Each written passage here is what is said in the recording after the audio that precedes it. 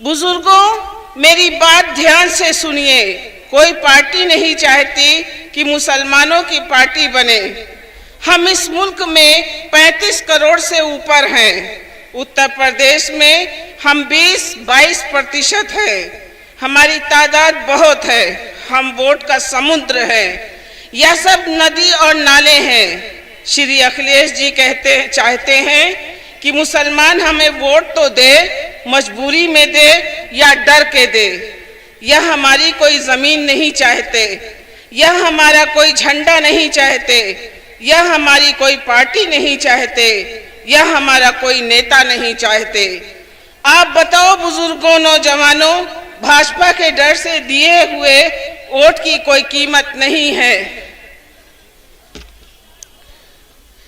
साथियों, यह लड़ाई बीजेपी को हराने की नहीं है, यह लड़ाई खुद को जिताने की है, अपनी पहचान बनाने की है, अपनी खुद की जमीन तलाशने की है, अपना हक और हिस्सा लेने की है, अपने बच्चों के मुस्तकबिल के लिए रास्ता हमवार करना है। और यह सब होगा इत्तेहाद से। याद रखना भाइयों, बुजुर्गों, नौजवानों, इत्तेहाद में बड़ी बरकत होती है, इत्तेहाद में बड़ी ताकत है। आपके सामने मिसाल है, हमारे दलित भाइयों ने जो कि हमारे बराबर हैं, उनमें इत्तेहाद हुआ और इकट्ठे हुए। उन्होंने इकट्ठा होकर मुहतरमा मायावती को कई बार मुख्यमंत्री बनाया। आज हर बिरादरी के पास नेता है, चाहे वह कुर्मी हो, निषाद हो, राजभर हो, बनिया, ब्राह्मण या ठाकुर हो।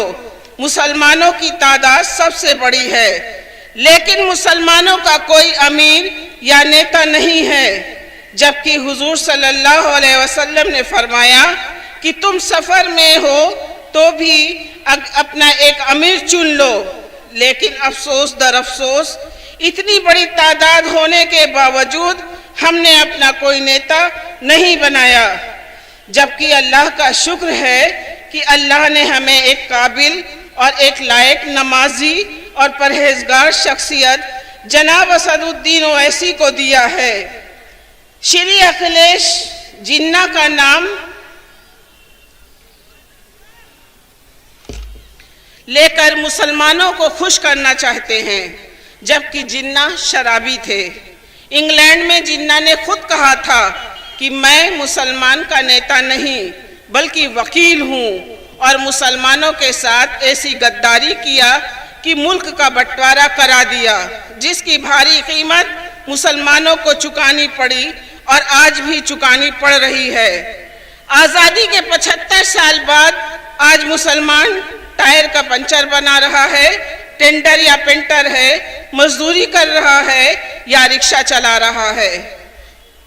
बुजुर्गों, इस मुल्क में हमारी हिस्सेदारी है, चारों तरफ हमारी निशानियां हैं, लेकिन हमारा हिस्सा हमें नहीं मिल रहा है। चूंकि हमारे पास लीडर नहीं है। लंबे वक्त तक हमने कांग्रेस को वोट दिया। कांग्रेस कभी हमें दंगे करवा कर डराती थी, कभी स्वयं इंदिरा गांधी सर पर पल्लू डालकर ख्वाजा मोइनुद्दीन की दरगाह पर चादर चढ़ाती थी, कभी दिल्ली में रोजा अफ्तार होता था और मुसलमान खुश हो जाता था। उसकी रोजी रोटी का या उसकी नौकरी की बात ना करके उसको चूरन खिलाकर राजी किया जाता था। स्वयं विश्वनाथ प्रताप सिंह के कंधे पर बैठकर यूपी में समाजवादी पार्टी की सरकार आई और मुसलमानों ने अपना मुस्तकबिल मुलायम सिंह यादव जी से जोड़ लिया। वह तो कुछ मुरव्वती थे, काम तो नहीं किया, लेकिन मुसलमानों को बेइज्जत भी नहीं किया। लेकिन अफसोस, उनके बेटे श्री अखिलेश यादव जो अपने आप को नया नेहरू साबित करना चाहते हैं, तकब्बुर और घमंड में चूर हैं। इन्होंने तो मुसलमानों की बात भी करना बंद कर दिया। नौजवानों, हमें भाजपा से कोई शिकायत नहीं है, शिकायत उससे होती है जिससे कोई उम्मीद होती है।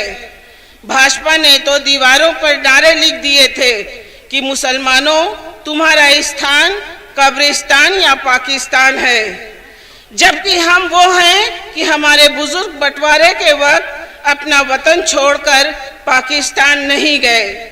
इस मुल्क की आज़ादी में मुसलमान उलेमाओं ने बहुत कुर्बानी दी और आज तक अपने मुल्क हिंदुस्तान से किसी मुसलमान ने गद्दारी नहीं की।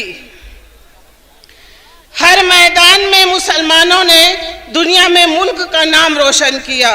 उसको अगर आपने क्रिकेट में मौका दिया तो नवाब पटौदी व अजहरुद्दीन हो गया, उसके हाथ में तबला दिया तो उस्ताद अमजद अली खां हो गया, और उसके हाथ में शहनाई दिया तो बिस्मिल्लाह खां हो गया, और उसके हाथ में बंदूक दिया तो पाकिस्तान का सबसे ज्यादा टैंक तोड़ने वाला अब्दुल हमीद हो गया, और उसके हाथ में कलम दिया तो हिंदुस्तान के लिए एटम बम बनाने वाला अब्दुल कलाम हो गया।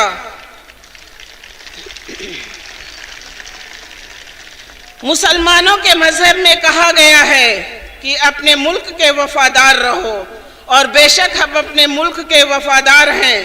हम अपनी लड़ाई संविधान के दायरे में रहकर लड़ रहे हैं, और संविधान हमें अपना हक लेने का अधिकार देता है। बीजेपी दशानंद है, इसके 10 मुंह हैं। बीजेपी नफरत पैदा करती है, तोड़ती है और मंदिर मस्जिद के नाम पर सियासत करती है। मुसलमानों को गद्दार कहती है। भाजपा के लोगों, पाकिस्तान रोज छेड़छाड़ कर रहा है। चीन सैकड़ों किलोमीटर अंदर घुस आया है और अपना शहर व कॉलोनी बना रहा है, और आप मुल्क को धोखा दे रहे हैं। हम तो कहते हैं कि मुसलमान की तादाद के हिसाब से मुसलमानों को फौज में हिस्सा दो, या मुस्लिम ब्रिगेड बनाकर हमें चीन के सामने भेज दो, फिर हम दिखाते हैं अपने मुल्क की वफादारी और बहादुरी में, लेकिन हिस्सा तो दो। मुसलमानों, यह लड़ाई बीजेपी को हराने की नहीं या एमएलए एमपी बनाने की नहीं, यह लड़ाई हमारे हक की है, हमारे वजूद की, वह हमारी पहचान की है। हमें इकट्ठा होना है, अपनी जमीन तैयार करनी है, अपना घर बनाना है, अपने झंडे को बुलंद करना है, तब अपना हक लेना है। अपना वजूद, अपनी हैसियत बताने के लिए बुजुर्गों, नौजवानों, चाहे हम 10-20 सीटें ही जीते, लेकिन इनको 100-150 सीटें हरवा दो, तब ये मजबूर हो जाएंगे हमारा हक देने पर।